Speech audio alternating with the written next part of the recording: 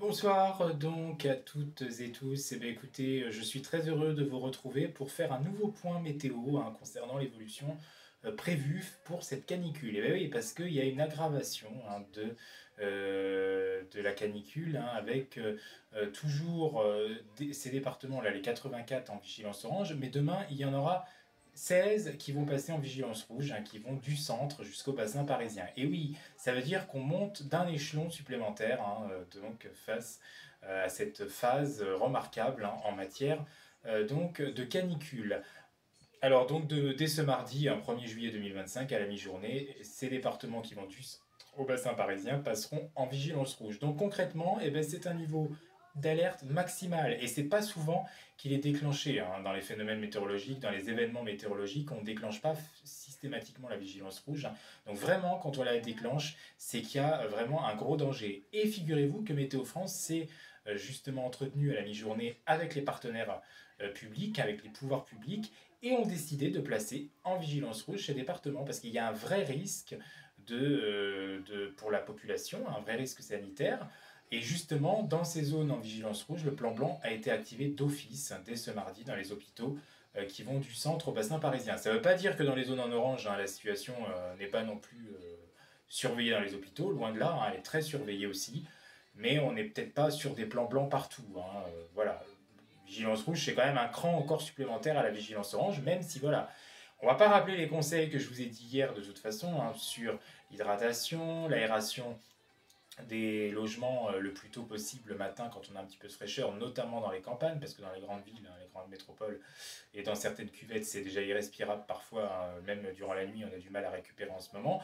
Mais enfin, dans les campagnes, on peut un peu récupérer. Dans ce cas-là, on peut ouvrir ses logements tôt le matin, ensuite on climatise, on se barricade. Bon, ça, je ne vais pas revenir sur ces différents conseils. Mais la vigilance rouge, on est un cran supplémentaire au-dessus. Donc là, on évite bien sûr le plus possible de sortir, voire on ne sort pas. Si franchement c'est pas nécessaire du tout, on ne sort pas. Alors je sais que en ce moment il y a quand même les épreuves du bac. Certains lycéens planchent encore sur leurs épreuves du bac, sur leurs examens du bac. Peut-être qu'il y a certains collégiens qui passent aussi la session de rattrapage du brevet des collèges. Donc eux malheureusement sont un peu obligés d'y aller. Au final, bon, c'est peut-être aménagé, ils ont peut-être leurs établissements scolaires, et je l'espère, qui aménagent leurs horaires, mais ils sont quand même obligés d'y aller. En revanche, les maternelles, comme je vous disais hier soir dans mon précédent point météo, et les primaires, eux, ne font plus grand-chose. On est vraiment en fin d'année, l'année scolaire se termine vendredi, vendredi 4, ce sera les vacances pour tous. Et là, ils ne sont pas obligés forcément, et moi je conseille vivement, si les parents peuvent garder leurs enfants, de le faire. S'ils ne travaillent pas forcément, ou alors qu'ils sont en télétravail, c'est encore mieux. Mais s'ils ont quelqu'un de la famille, sinon qui peut le garder, qui peuvent garder leurs enfants, faites-le parce que franchement la situation est quand même très dangereuse sur la phase notamment en vigilance rouge. Même en orange de toute façon, mais en rouge, on est, comme je vous l'ai dit, un cran supplémentaire. Alors la grande question, c'est à quand cette sortie de crise. Déjà, pour vous dire là qu'on est le dernier jour du mois de juin, et ce mois de juin de toute façon terminera sur le podium des mois de juin les plus chauds jamais enregistrés sur la France, en tout cas depuis plusieurs années, et le mois de juin référentiel, entre guillemets, date de l'année 2003. Voilà, la fameuse année où ensuite, au mois d'août, on avait eu cette grosse canicule qui avait fait plus de 15 000 morts.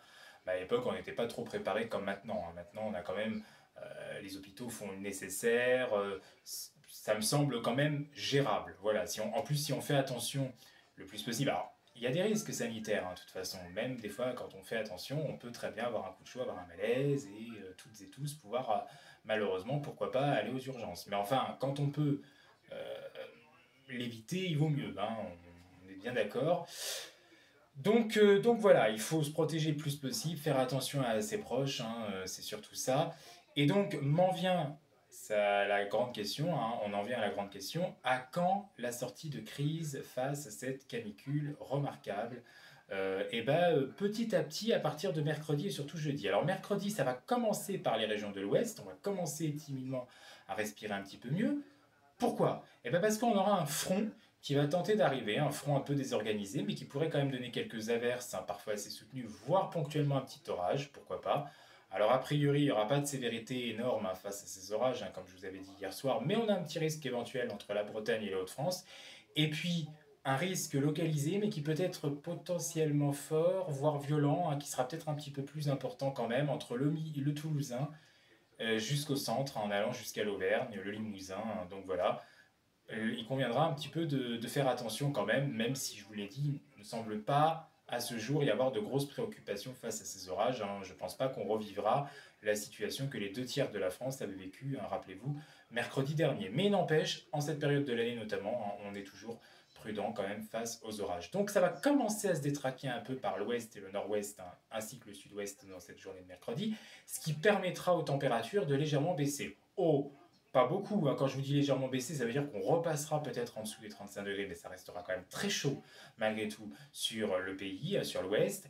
Et la grosse chaleur, ça va être sur tout le reste du pays, en particulier du centre jusqu'au bassin parisien, les Hauts-de-France, hein, où là on pourrait encore atteindre 38, peut-être 39 à Lille. D'ailleurs, demain après-midi, il est prévu 37-38 à Lille, hein, ça va vraiment remonter vers les Hauts-de-France, hein, la température. Et puis pour l'Île-de-France, on sera peut-être encore entre 39-40 degrés pour mercredi, donc il fera encore très chaud sur l'Île-de-France. Hein. Et dans le même temps, sur toute la moitié est, hein, et le centre-est, hein, de toute façon, ça restera particulièrement chaud. Non, c'est véritablement à partir de jeudi qu'on va commencer beaucoup plus à respirer sur les 2 tiers du pays. Pourquoi? Ben parce qu'on aura encore quelques orages, hein, quand même qu'on va surveiller, même si a priori il n'y aura pas de sévérité particulière, notamment à proximité des montagnes, mais pas que, hein, ça pourrait localement déborder aussi dans les plaines environnantes du sud-ouest jusqu'aux régions du nord-est, un axe classique finalement. Dans le centre-est et notamment dans le sud-est, il continuera encore à faire très chaud quand même jeudi. Ailleurs, on repassera en dessous des 30 degrés. Mais dans le sud-est, on sera encore proche peut-être localement de 34, 35 degrés. Donc ça sera encore très chaud. Ça sera un cran moins chaud bien sûr que ce qu'on aura connu ces derniers temps, hein, dans le sud-est, où là aussi la chaleur vraiment depuis 2 semaines là est très imposante. Hein, mais il continuera encore à faire chaud. Et puis dans le nord-ouest, après le passage éventuel de quelques averses, voire pourquoi pas de quelques petits orages mercredi, et bien on va rebasculer dans un flux de secteur nord-est. Donc on va perdre 10 à 15 degrés sans doute par rapport à ce qu'on aura connu, hein, pour cette journée de lundi, ce qu'on va connaître encore demain, et ce qu'on va peut-être encore connaître, notamment dans certaines zones, pas partout, mais dans certaines zones encore centrales et du nord, mercredi. Donc là on va perdre 10 à 15 degrés. Le flux va changer vraiment, il va s'orienter au nord-est. D'ailleurs, mercredi, petit à petit, il va prendre une composante nordique aussi, un nord-ouest, hein, plus exactement en cours de journée de mercredi par le nord-ouest du pays, hein, avec l'arrivée du front désorganisé. Et ça, on sait qu'un flux brutal, comme ça, un changement de flux brutal, avec une masse d'air qui a été surchauffée ces derniers temps sur notre pays, hein, et puis un petit peu d'instabilité quand même qui va essayer de se combiner à tout ça dans la journée de mercredi, et bien on sait qu'un changement brutal de flux peut entraîner des coups de vent que les modèles n'anticipent pas toujours. On se souvient très bien de ce qui s'était passé avec le gros coup de galerne qui avait concerné la Normandie le 18 juin 2022. C'était il y a tout juste 3 ans et demi. Je vous parle souvent de ça parce que c'est quelque chose vraiment qui m'a frappé et finalement c'était pas vu du tout par les modèles. Hein. Donc parfois avec ces flux brutals de vent, là, ces directions brutales de vent qui changent, eh ben, on peut avoir ce phénomène, hein, de coup de galerne, hein, qui peut se produire. C'est toujours localisé, toujours très dur à prévoir. C'est pour ça que les modèles ont du mal à anticiper ça. Avec un petit peu d'instabilité atmosphérique, ça peut encore pouvoir se reproduire. Je ne dis pas que ça se reproduira forcément mercredi, hein, voilà, hein, je ne suis pas devin, hein, non plus, mais on ne sait jamais. Il faut quand même mieux le dire, mieux le prévenir, et je trouve qu'on ne le fait pas assez dans nos points météo. Donc c'est important de dire que parfois les changements de flux brutaux, et moi je m'y intéresse beaucoup à ça, aux changements de flux brutaux, j'ai tendance beaucoup à essayer d'en parler dans mes points météo. Quand d'un coup ça change comme ça, notamment avec une masse d'air qui a été surchauffée comme ça pendant pas mal de temps, et un petit peu d'instabilité atmosphérique, l'air frais qui essaye de revenir ensuite en altitude, etc., il y a vraiment un mélange qui fait qu'on peut avoir ces phénomènes de très forts coups de galère, hein, non prévus et non anticipés par les modèles. Les modèles n'arrivent pas encore à prévoir ça, c'est à trop petite échelle. Voilà un petit peu pour la situation. Puis vendredi, on retrouvera encore quelques orages, alors notamment du centre-est au nord-est, hein, toujours proche des reliefs, mais des débordements en plaine, hein, restent fortement possibles en cours de journée. Et puis pour le prochain week-end, eh ben, a priori, les températures devraient baisser beaucoup plus, notamment dans la moitié nord et notamment à partir de dimanche 6 juillet, donc dimanche prochain. Là, pour le coup, on pourrait même repasser un petit peu en dessous des moyennes de saison, hein, après avoir été depuis 15 jours constamment au-dessus des moyennes, hein, parce que ces 2 dernières semaines de juin ont vraiment été très chaudes. De toute façon, l'ensemble du mois de juin a été très chaud, mais ces 2 dernières semaines ont vraiment été très chaudes. Hein, déjà la semaine dernière, avec la canicule, la première canicule qui avait touché l'ouest du pays, puis là, cette semaine, l'ensemble du pays, quasiment les 2 tiers du pays qui ont été concernés par cette nouvelle alerte météo. Donc voilà, 2 canicules en un mois, enfin en un seul mois. Dites-vous bien qu'au mois de juin, on a eu 2 canicules. Dans mes souvenirs, c'est jamais arrivé d'avoir eu 2 canicules comme ça. Voilà, une petite pause et puis après on repart dans une autre canicule. Pour moi, c'est jamais arrivé qu'on a eu ça dans le même mois. À part le mois d'août, bien sûr, août 2003, mais ça, août 2003, elle était maintenue en plus, cette canicule. Il y a eu peu de pauses durant les 3 semaines quand ça s'était produit. Là, on a eu 2 vigilances. Météo France a déclenché 2 vigilances canicules dans le même mois. Et vous imaginez quand même, c'est quand même assez remarquable, pour ne pas dire pratiquement exceptionnel. Je ne vais pas tout à fait le dire, mais franchement, si, pour la vigilance, on peut quand même le dire. 2 vigilances dans le même mois de canicule, il faut le reconnaître que c'est exceptionnel. Mais dimanche, pour le coup, on pourrait repasser presque un petit peu en dessous des moyennes de saison. Donc cette fois-ci, ce sera un autre extrême qui commencera à revenir par une partie de la moitié nord, pourquoi pas, dimanche prochain, alors qu'au sud de la Loire, on sera tout simplement revenu dans des températures d'été, mais classiques, de saison.